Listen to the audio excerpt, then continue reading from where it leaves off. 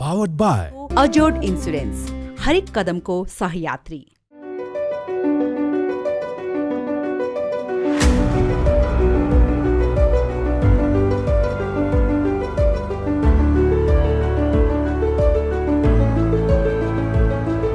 नमस्कार दर्शक फ्रेन्ड, स्वागत छ प्राइम कर्पोरेटमा। म संगीता कटुवाल। कर्पोरेट सेक्टरमा भए गरेका गतिविधिहरूको बारेमा जानकारी गराउनु यस कार्यक्रमको मुख्य उद्देश्य हो। र आजको कार्यक्रममा हामी पछिल्लो समयमा बैंकिङ सेक्टरको अवस्था के कस्तो रहेको छ, त्यसैगरी उद्योग सेक्टरहरूको अवस्था के कस्तो रहेको छ र कृषि क्षेत्रको अवस्था के कस्तो रहेको छ लगायतका विषयमा केन्द्रित रहेर कुराकानी गर्नेछौँ। यतिखेर हामीसँग कुराकानीको लागि स्टुडियोमा हुनुहुन्छ बैंक तथा वित्तीय संस्था परिसंघका अध्यक्ष अर्थात् उद्योगी पवन गोल्यान। उहाँसँग कुराकानीतर्फ लागौँ। स्वागत छ सरलाई कार्यक्रममा। नमस्ते। सन्चै हुनुहुन्छ? एकदम। अब हामी कुरा गरौँ अर्थतन्त्रको बारेमा, सुरुवातबाट गरौँ। पछिल्लो समयमा नेपालको अर्थतन्त्रलाई यहाँले कसरी चाहिँ निहालिराख्नु भएको छ, कसरी विश्लेषण गर्नुहुन्छ? यो त हाम्रो सर्वविदितै कुरा हो। यो आर्थिक वर्ष लागेदेखि गतिविधि अलि बढेको छ, तर सँगसँगै हाम्रो ब्यालेन्स अफ पेमेन्ट खस्किँदै गएको छ, हाम्रो रेमिटेन्सतिर घट्दै गएको छ भने आयात चाहिँ एकदमै डरलाग्दो हिसाबले 82% बढ्दै गएको छ। यसै कन्डिसन रह्यो भने त भोलिका दिनमा हामीलाई अति आवश्यक वस्तु इम्पोर्ट गर्ने पनि पैसा विदेशी मुद्रा नरहला भन्ने चाहिँ पिर अहिलेदेखि हामीले सोचेनौँ भने भोलिका दिनमा धेरै गाह्रो पर्न सक्छ। भनेपछि अब हरेकतिरबाट हेर्दाखेरि उद्योग व्यवसायमा पनि असर परिरहेको छ भनेर बुझ्नु पर्यो हैन त? औद्योगिक व्यवसायमा अहिले त्यति असर परेको देखिया छैन, तर लिक्विडिटी क्राइसिस आइसकेपछि यो जुन 5 महिनामा जुन जति लिक्विडिटी थियो त्यो सबै इम्पोर्ट धान्नको लागि नै युज भइसकेको छ। त्यस्तो स्थितिमा चाहिँ अब आउने दिनमा चाहिँ अब ब्याङ्कहरूसँग लगानी योग्य पैसा नै छैन। समग्र रूपमा 91% तपाईँको सिडी रेसियोमा पुगिसकेको ब्याङ्कहरूले अब अझ लगानी गर्न सक्दैन भने उद्योग, कृषि अथवा हाइड्रो पावर जस्ता या इन्फ्रास्ट्रक्चरका प्रोजेक्टहरूमा पनि लगानी गर्ने पैसा नै छैन ब्याङ्कहरूसँग। यस्तो स्थितिमा पक्कै पनि उद्योगलाई पनि असर नपर्ने हुनै सक्दैन।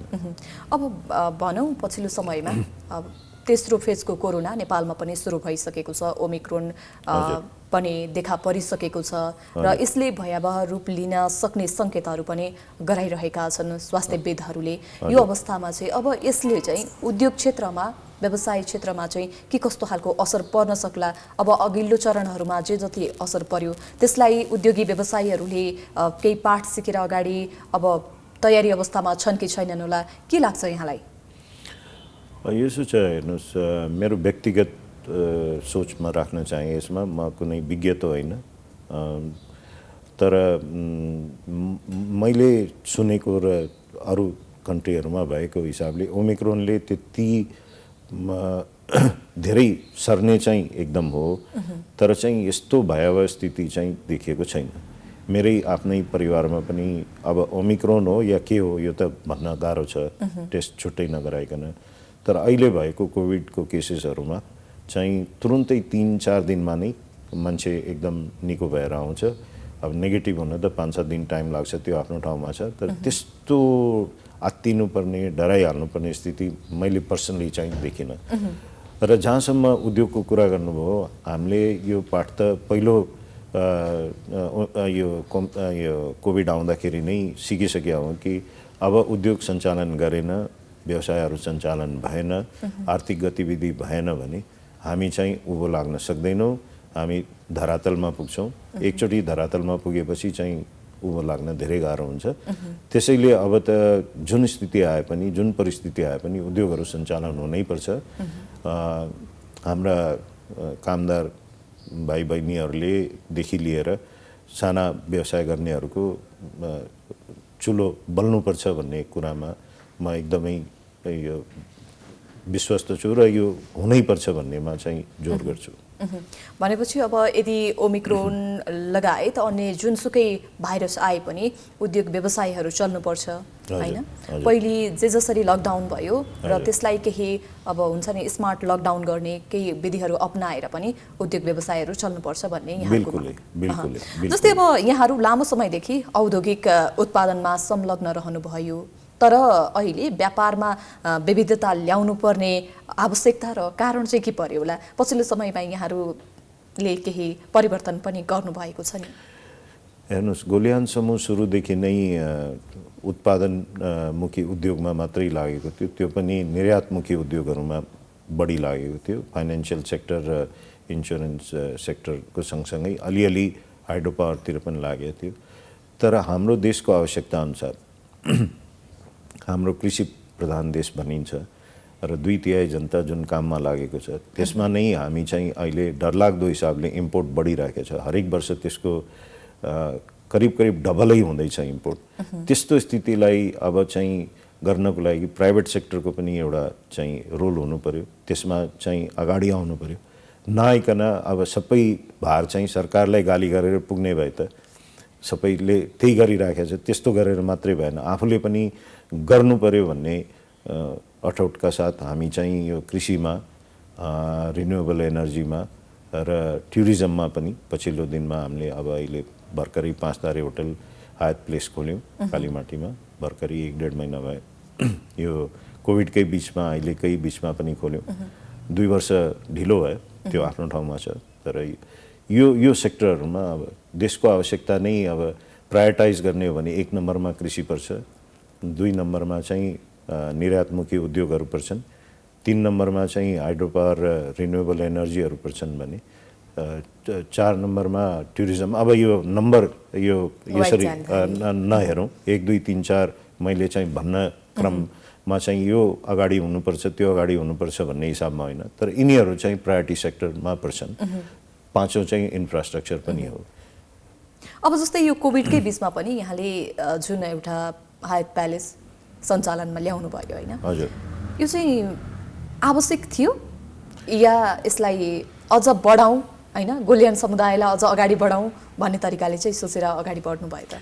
बिल्कुलै होइन। त्यो चाहिँ मैले अघि भने देशको आवश्यकता हाम्रो टुरिज्म अहिले पनि बढाउनुपर्छ। हामी 10 लाखको कुरा गर्छौँ, मेरो सोच चाहिँ हो कि नेपालमा चाहिँ 50 लाख टुरिस्ट आउनुपर्छ र यो 10 लाख 20 लाखको कुरा गरेर हुँदैन, यो 50 लाख टुरिस्ट आउनुपर्छ। हामीसँग जति टुरिस्टहरूलाई बेच्न सक्ने डेस्टिनेसनहरू छन् त्यो मलाई लाग्छ यो यत्रो साइजको देशमा कुनै देशमा पनि छैन। हामीले अब हाम्रो 2टा छिमेकी मुलुकको कुरा गर्यो भने त बेग्लै कुरा हो, तर सानो देशमध्येमा हामीसँग एकातिर चाहिँ अब यो हामीसँग सगरमाथा, पशुपतिनाथ भन्ने त पहिलादेखि नै यो त चर्चितमा आएको हो, तर खोइ त बुद्ध भगवानको जन्मस्थल हाम्रो लुम्बिनी त्यति चर्चामा आएको, यति राम्रो। म अस्ति मात्रै पुगेर आएँ त्यहाँ, त्यो हेरेपछि यति राम्रो लाग्यो। त्यहाँ चाहिँ त्यसलाई चाहिँ अहिले टुरिज्ममा यति ठुलो परिणित गर्न सकिन्छ। विश्वभरि अहिले बुद्धिज्म बढिराखेको छ, यो बेलामा 20-30 लाख त बुद्धिस्ट टुरिस्टहरू हामी ल्याउन सक्छौँ। त्यो अर्कोतिर चाहिँ जानकी मन्दिर, त्यो चाहिँ अब राम मन्दिरको यत्रो चर्चा भइराखेको बेलामा हाम्रो जानकी मन्दिरको चर्चा त्यो हिसाबमा भएकै छैन। त्यो इन्फ्रास्ट्रक्चरहरू डेभलप गर्नुपर्ने आवश्यकता छ। त्यहाँ आज अहिले हेर्नुहोस् न, जनकपुरमा एउटा 5 स्टार होटल अहिलेसम्म छैन, 4 स्टार होटल पनि छैन जनकपुरमा। त यो चाहिँ सबै सरकारले नै गरोस् भन्ने होइन, हामी प्राइभेट सेक्टरहरूले पनि अगाडि आएर चाहिँ हातेमालो गर्नु पर्यो र जहाँ आवश्यकता छ टुरिज्म हाम्रो बढ्नुपर्ने आवश्यकता छ। यो पनि अहिले योपालि हामी चाहिँ कोरोनामा चाहिँ तल नगएको कारण के हो भने हाम्रो श्रीलङ्का जस्तो टुरिज्ममा हामी बेस छैनौँ, हामी अरूतिर बेस भएको हुनाले हाम्रो इकोनोमीमा त्यति ठुलो असर परेन। तर यसको पर्सेन्टेज अहिले 6-7%बाट बढेर 20% जति हुनुपर्छ भन्नेमा मेरो सोचाइ त्यतातिर छ। भनेपछि यो बिचमा पनि अब कोभिडको बिचमा पनि नेपालको अर्थतन्त्रलाई जुन अगाडि बढाउनको लागि नेपाल सरकारमा मात्रै डिपेन्ड नभएर उद्योगी व्यवसायीहरूले निजी क्षेत्रले पनि अगाडि बढाउनुपर्छ भनेर यहाँहरू अगाडि बढ्नु भएको छ भन्नु पर्यो हैन त। अब जस्तै यहाँहरूको रिलायन्स जुन स्पिकिङ मिल्सलाई पनि नेपालको गौरवशाली उद्योगका रूपमा लिन सकिन्छ हैन। देशको अर्थतन्त्र आयातमुखी बनिरहेको बेलामा यहाँहरूले यो अवस्थामा पछिल्लो अवस्थामा चाहिँ यहाँहरूले उद्योगले निर्यातमा समेत सफलता पाएको पनि उदाहरणहरू यहाँ आफै हुनुहुन्छ स्वयं हैन। कति गर्व लाग्छ यस्तो भइरहँदाखेरि चाहिँ? पक्कै पनि गर्व लाग्छ, किनभने हाम्रो देशभित्र प्राय उद्योगी आफूलाई उद्योगी व्यवसायी भन्नेहरू चाहिँ इम्पोर्ट गरेर चाहिँ अर्कोका ब्रान्डमा चाहिँ गर्व गर्ने। हामी चाहिँ कमसेकम देशबाट चाहिँ 3वटा उद्योगबाट चाहिँ हामी देशकै सबभन्दा बढी एक्सपोर्ट गर्न सक्षम भएको र CIP अवार्ड पाएको संस्था भएको हुनाले पक्कै पनि गर्व लाग्छ। अर्को एउटा गर्व गर्नुपर्ने कुरा हो या एक्जाम्पल सेट गरेको हामीले कुरा के छ भने तपाईको आज 25 वर्ष भयो रिलायन्स स्पिनिङ सञ्चालनमा आएको, आजसम्म स्ट्राइक भएको छैन। एउटा एक मिनटको पनि स्ट्राइक भएको छैन। यो हामी प्राय म जस्ता उद्यमीहरूले भन्छौँ कि नेपाली कामदारहरूले नेपालभित्र काम गर्दैन, विदेशमा गएर काम गर्छ तर नेपालभित्र काम गर्दैन, डिसिप्लिनमा बसेर काम गर्दैन। मेरो भनाइ के छ भने हामीले त्यो माहौलै दिएको छैन। जुन विदेशमा माहौल पाउँछ त्यो माहौल हामीले दिन सक्यो भने किन हुँदैन? त्यसको एक्जाम्पल रिलायन्स स्पिनिङले सेट गरेको छ। अर्को यो कोरोनाको बिचमा पनि हामीले सुरुको दिनमा जुन अघि तपाईँले सोध्नुभयो 17 दिन मात्रै हाम्रो उद्योग बन्द रह्यो। त्यसपछिको आजसम्म चाहिँ एक दिन पनि बन्द भएको छैन। नेपालमा सायद यो पहिलो उद्योग होला जुन 360 दिनभन्दा बढी वर्षभरिमा चल्छ। 363 दिन चल्ने हो। अब प्राय अहिलेसम्म पनि 363 दिन नै चल्छ। अलि फेस्टिभ सिजनमा अलिकति कम उत्पादन भए पनि तर हामी चाहिँ 363 दिन सञ्चालन गर्छौँ उद्योगलाई। भनेपछि अब यसरी सञ्चालन भइरहँदाखेरि आफूलाई एकदम गौरवान्वित महसुस हुन्छ। बिल्कुलै। अब अझ यहाँहरू त कृषि क्षेत्रतर्फ पनि लाग्नु भएको छ हैन। अहिले उत्पादनमा कृषि उत्पादनमा पनि केन्द्रित हुनु भएको छ पछिल्लो समयमा हैन। एउटा सफल व्यापारीकरणले चाहे जस्तो मुनाफा यो कृषि क्षेत्रमा पाउन सकिएला त? बिल्कुलै पाउन सकिन्छ। हेर्नुहोस्, म उद्यमी हो, म उद्योगी हो, म व्यवसायी होइन। मैले रातारात फाइदा हेर्दिनँ। अहिले कृषिमा चाहिँ जुन लागेको छु 2-3 वर्ष 4 वर्ष हामी उद्योगमा पनि लाग्छ सफल हुनको लागि। त कृषि क्षेत्रमा आजको भोलि नै सफल हुन्छ भनेर सोचेर लाग्यो भने त नलागे हुन्छ।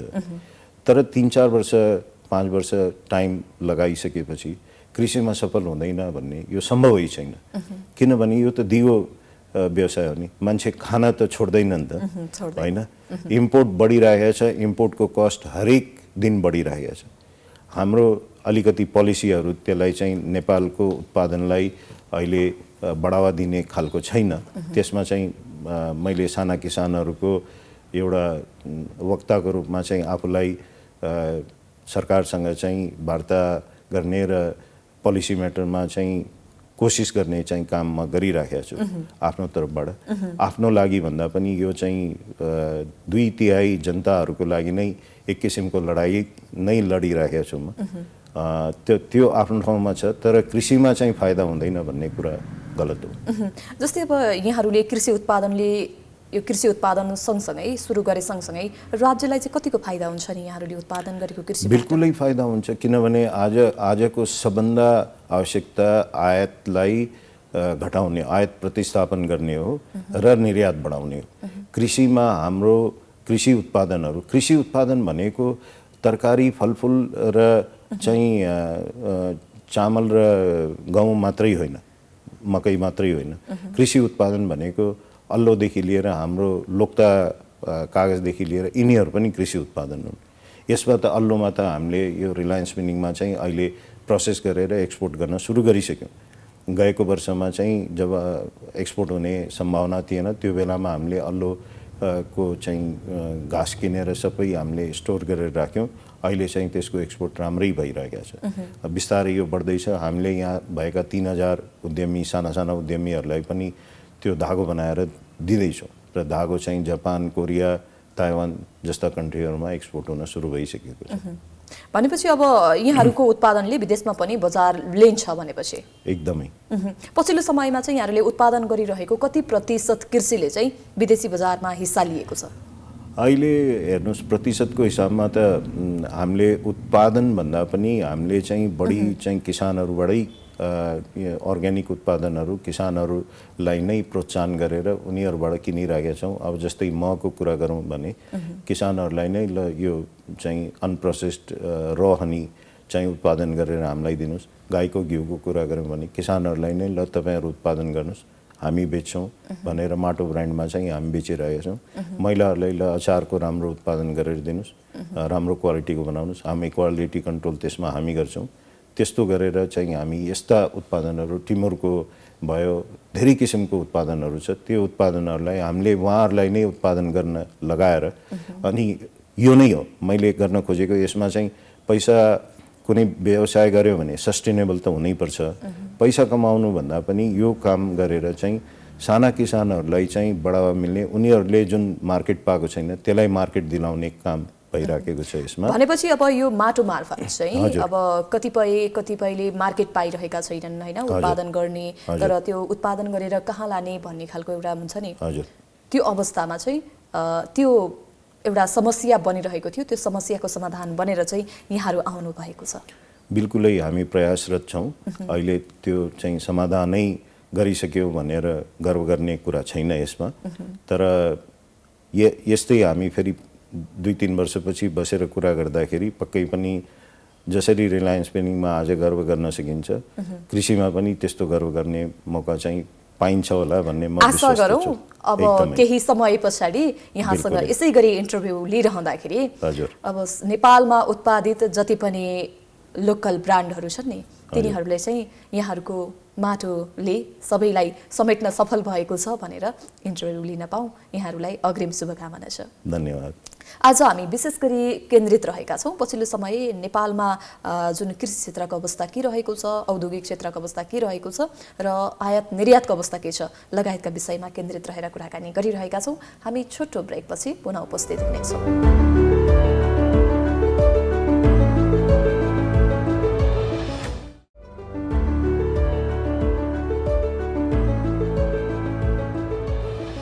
विश्रामपछि पुनः स्वागत छ दर्शकवृन्द। आज हामी केन्द्रित रहेका छौँ नेपालको पछिल्लो जुन अर्थतन्त्रको विषयमा, त्यसै गरी पछिल्लो समयमा नेपालको कृषि क्षेत्र र सम्भावना के कस्ता खालका सम्भावना छन् त कृषि क्षेत्रमा लगायतका विषयमा केन्द्रित रहेर आज हामी कुराकानी गरिरहेका छौँ। बैंक तथा वित्तीय संस्था परिसर लगायत भनौँ पछिल्लो समय कृषि क्षेत्रमा पनि लाग्नु भएको छ उद्योगी पवन गुल्यानसँग कुराकानी गरिरहेका छौँ। पुनः स्वागत छ यहाँलाई। धन्यवाद। हजुर, हामी केन्द्रित रह्यौँ यहाँहरूको कृषि उत्पादनतर्फ केन्द्रित रह्यौँ। अब त यहाँहरू हाउसिङ र होटल व्यवसायमा पनि लागिसक्नु भएको छ हैन? नाफा कमाउने कुनै पनि क्षेत्र नछोड्ने रणनीति हो कि के हो त? मुलुकको आर्थिक उन्नति पनि कतै छोडिएन नि भन्ने एउटा किन छोडेको छैन? सबभन्दा बढी नाफा हुने नेपालमा चाहिँ ट्रेडिङ बिजनेस हो। इम्पोर्ट गरेर गर्दाखेरि एउटा एजेन्सी लिएर गर्दाखेरि त्यसमा सबभन्दा बढी नाफा हुन्छ।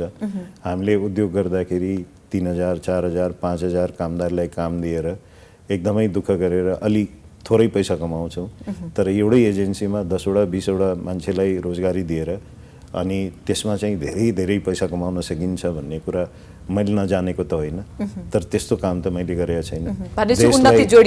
देशलाई सुहाउँदो, देशको उन्नति जोडिएको र हाम्रो माटोलाई सुहाउँदो काम चाहिँ गर्न खोजिरहेको छु। तपाईँहरूले माया गर्नुभएको छ, त्यसको लागि धन्यवाद छ र सबैले नै माया गरेका छन्। त्यो चाहिँ हाम्रो चाहना हो कि यो एक्जाम्पल चाहिँ अरूले पनि सेट गरोस्। आखिर पैसा कमाउने हाम्रो धर्म हो, हामीले पैसा कमाउनुपर्छ, तर त्यो पैसालाई सदुपयोग पनि गर्नुपर्छ। त सदुपयोग गर्ने भनेको चाहिँ आफूसँग चाहिँ जति मान्छेलाई लिएर हिँड्न सक्यो त्यो नै त्यसको सदुपयोग हो भन्छु म त। जस्तै अब तपाईँ उद्योग सँगसँगै कृषिमा पनि हुनुहुन्छ, तपाईँलाई नै उदाहरण मानेर काम गर्ने पनि धेरै छन् हैन? अब कृषिको व्यवसायीकरणमा गर्नुपर्ने कामहरू चाहिँ के छन्? सुधारका कामहरू उदाहरण जुन हुन्छ नि व्यवसायीकरणमा अगाडि बढाउनको लागि यसमा यसो छ हेर्नुहोस्, अहिले कृषिको समस्या हाम्रो समस्यातिर म कुरा नगरौँ, म समाधानतिर मात्रै कुरा गर्न चाहन्छु। सबभन्दा पहिले आवश्यक के छ भने हाम्रो पालिका लेभलमा चाहिँ स्थानीय सरकार लेभलमा नै ठुलो समस्या छ। अहिले स्थानीय सरकारलाई आफ्नो जग्गा कति छ, त्यसमा कुन खेती भइरहेको छ, त्यो कुन खेती योग्य हो, माटोको परीक्षणदेखि लिएर त्यसको डाटाहरू छैन र कसको त्यसमा ओनरसिप छ, त्यसमा कति परिवार आश्रित छन् या परिवारभित्र कति मान्छे छन्, यो सबै अलग अलग छ, अलग अलग डाटा छ तर कम्बाइन्ड डाटा छैन। त्यो एउटा डाटाको आवश्यकता छ नम्बर 1 मा। त्यसपछि चाहिँ एउटा कृषि समन्वय केन्द्र या कृषि सुधार केन्द्र जे भने पनि भयो, नामकरण जे दिए पनि भयो, त्यहाँबाट चाहिँ बिउ, मल, जैविक मलको मतलब जैविक मलको कुरा गर्छु, तर अब केमिकल मल भए पनि तपाईको कृषि यन्त्रहरू र सिँचाइको व्यवस्था त्यही ठाउँबाट त्यो चाहिँ त्यो पालिकाभित्रमा चाहिँ हुनु पर्यो। त्यो जति अनुदान दिने हो त्यो चाहिँ त्यसलाई चाहिँ सस्तो बनाएर दिनु पर्यो। त्यो इन्फ्रास्ट्रक्चर चाहिँ बनाउनु पर्यो। त्यो पीपीपी मोडलमा पनि बनाउन सकिन्छ। त्यसमा चाहिँ बैंक तथा वित्तीय संस्थाको तर्फबाट मैले चाहिँ एउटा कुरा राख्न चाहे कि हामी चाहिँ त्यसमा सस्तो लोन दिन तयार छौँ। पालिकाहरू अगाडि आयो भने त्यस्तोमा एकदमै सजिलो पनि हुन्छ र विकास पनि चाँडै हुन्छ। अर्कोतिर तपाईको इन्फ्रास्ट्रक्चरको अर्को आवश्यकता के छ भने एउटा बजार चाहियो जहाँ सबै किसानहरूले आफ्नो उत्पादन चाहिँ ल्याएर त्यहाँ चाहिँ थुपार्न सकुन्। तर त्यहाँ चाहिँ साना एग्रो प्रोसेसिङ इन्डस्ट्रीहरू लगाउने चाहिँ पनि चाहियो। त त्यो चाहिँ पालिकामा भयो भने एउटा उत्पादनसम्म चाहिँ के उत्पादन हुन्छ भन्ने पहिला नै थाहा हुन्छ। हाम्रो मलको रिक्वायरमेन्ट के हो त्यो पनि थाहा हुन्छ, सबै कुरा थाहा हुन्छ। यति हुने बित्तिकै उत्पादन चाहिँ ठुलो हामी फड्को मार्न सक्छौँ। अब यसको बजारीकरणको कुरा गरौँ। बजारीकरणको लागि पीपीपी मोडलमा हुन्छ, त्यसलाई चाहिँ ढुवानीको व्यवस्था हुनु पर्यो। ढुवानीको लागि तपाईको कोल्ड चेन भेहिकलदेखि लिएर नर्मल भेहिकलहरूको त्यो चाहिँ कृषिको लागि मात्रै हुनु पर्यो। त्यसमा चाहिँ अनुदान पनि त्यहीँ जाने र त्यो चाहिँ सस्तो ब्याजको लोनहरू पनि त्यहाँ जाने, त्यो व्यवस्था चाहिँ गर्न सकिन्छ।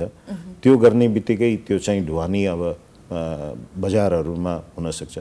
अब प्रदेशको लेभलमा चाहिँ एउटा चाहिँ कृषि चाहिँ प्रशोधन केन्द्र भनौँ या तपाईको एग्रो प्रोसेसिङ जोन भनौँ, त्यसलाई त्यस्तोको आवश्यकता छ। हामी चाहिँ औद्योगिक जोनको कुरा गरिरहेका छौँ, एक्सपोर्ट जोनको कुरा गरिरहेका छौँ, कृषि जोनको आवश्यकता छ हाम्रो देशलाई।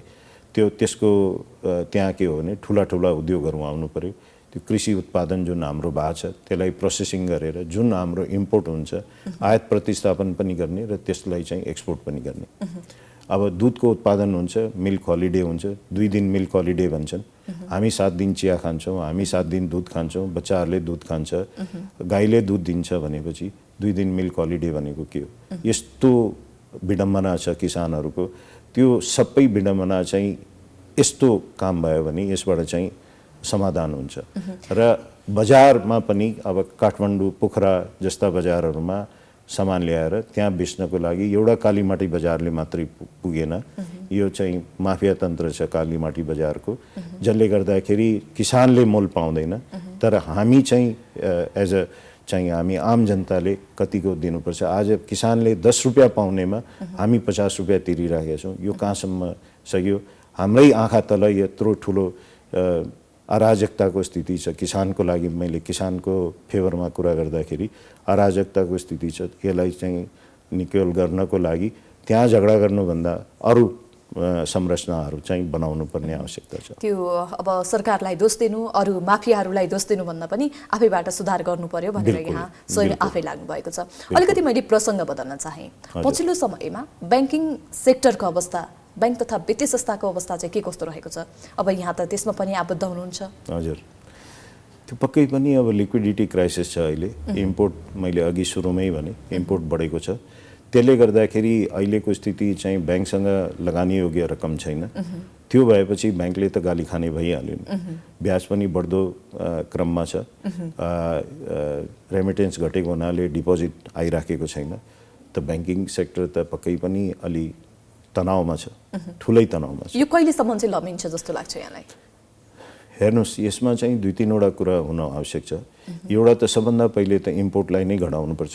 दिगो चाहिँ हामीलाई समस्या समाधान गर्नु छ भने रेमिटेन्स बढाउने उपायहरू तुरुन्तै ल्याउनुपर्छ।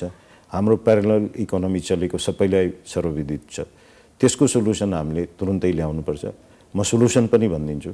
अब हाम्रो कामदारहरू बाहिर बहिनीहरू जाँदाखेरि यहाँको म्यान पावर कम्पनी र त्यहाँ जुन विदेशी कम्पनी छ त्योसँग जुन सम्झौता हुन्छ त्यसमा नै 80% पैसा चाहिँ ब्याङ्किङ च्यानलबाट आउनुपर्छ भन्ने चाहिँ अनिवार्य रूपमा चाहिँ त्यहाँ शर्त राखेर सशर्त चाहिँ पठायो भने पैसा चाहिँ ब्याङ्किङ च्यानलको थ्रु आउँछ।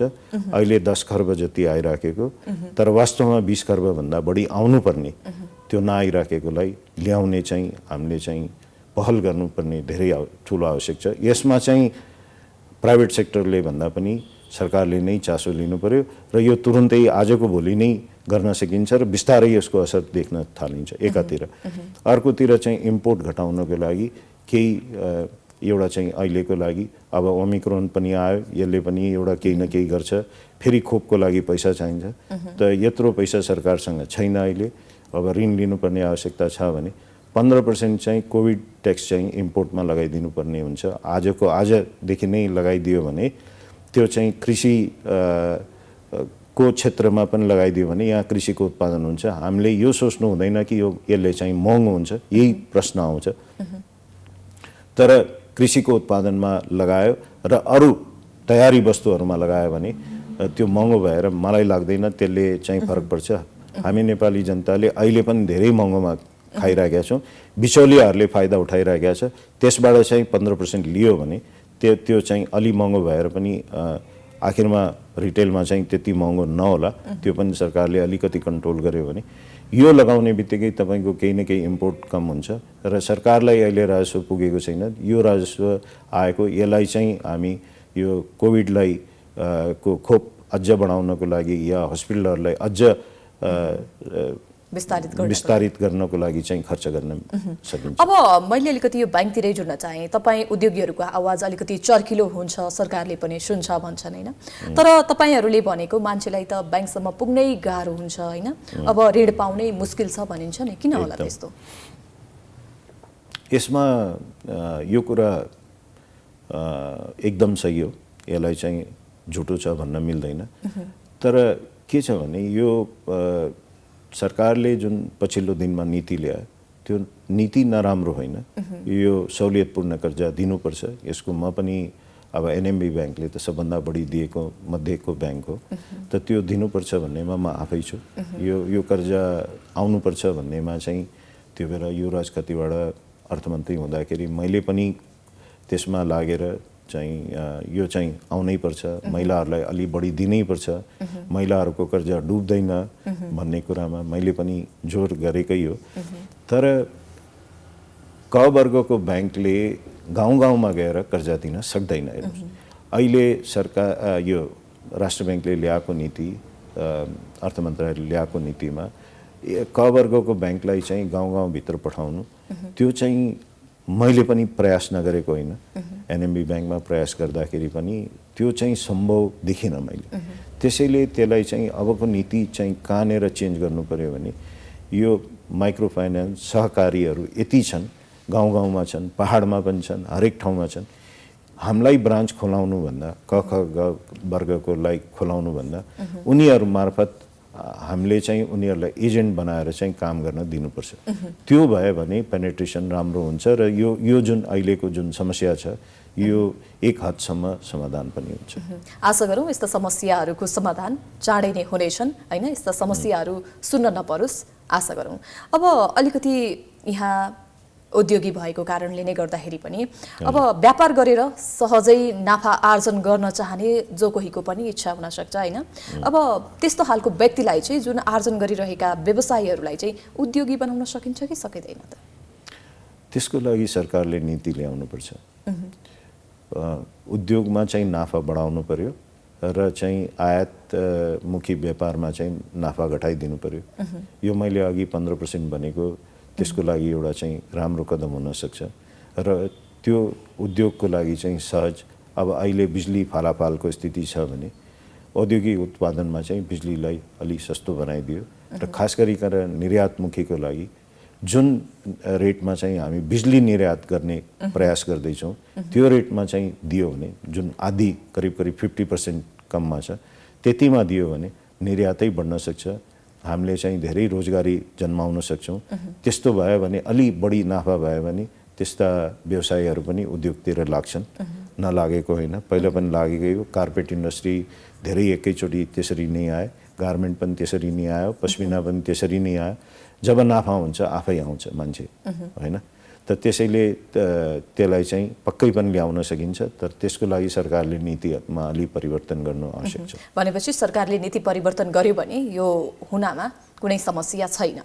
हजुर, अब अलिकति यहाँले गार्मेन्टको पनि कुरा निकालिहाल्नु भयो। पछिल्लो समयमा गार्मेन्टको अवस्था चाहिँ के छ नि, सर्टकटमा भनिदिनुहोस्। यो अहिले तपाईँको कोभिड लागेपछि हाम्रो उत्तर नाकाबाट गार्मेन्टको बढी आयात हुन्छ, त्यो अलि घटेको हुनाले यहाँको उद्योगहरू फस्ट्याएका छन् र खास गरिकन अब चाहिँ नेपालीहरूले, हामी आम जनताले पनि नेपाली गार्मेन्ट रुचाउन सुरु गरे, किनभने त्यसको क्वालिटी राम्रो छ। त्यसमा चाहिँ एक किसिमको यहाँ लोकल भएको हुनाले त्यसमा चाहिँ कहीँ न कहीँ एउटा ग्यारेन्टी छ कि यो बिग्रियो भने त्यस्तो बिग्रेको हुँदैन।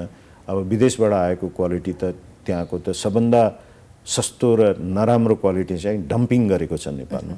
त त्यसले गर्दा गार्मेन्ट इन्डस्ट्रीको भविष्य चाहिँ मैले धेरै राम्रो देखिरहेको छु। अहिले 5% मात्रै नेपालमा उत्पादन हुन्छ, 95% अझै पनि आउँछ। त्यसैले हामीसँग केही नभए पनि 2 लाख रोजगारी हामी हरेक वर्ष गार्मेन्ट उद्योगबाट पनि मात्रै जन्माउन सक्छौँ।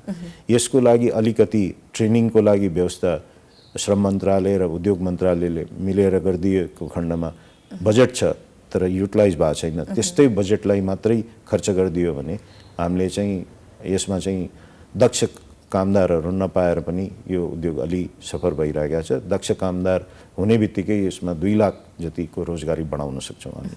हजुर, हामी कार्यक्रमको अन्त्यमा आइसकेका छौँ। जाँदा जाँदै दर्शकहरूलाई केही भन्न चाहनुहुन्छ? म त एउटा कुरा मात्रै भन्न चाहन्छु, एउटा रिक्वेस्टै गर्न चाहन्छु कि नेपाली भएर नेपाली खाउँ र नेपाली लगाउँ। स्वस्थ रहौँ। हस्, यहाँको समयको लागि यहाँलाई धेरै धेरै धन्यवाद।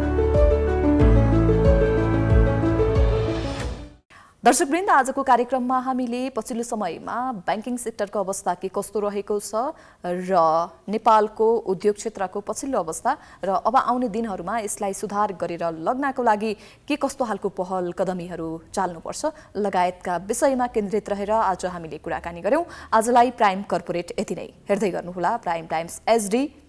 नमस्कार।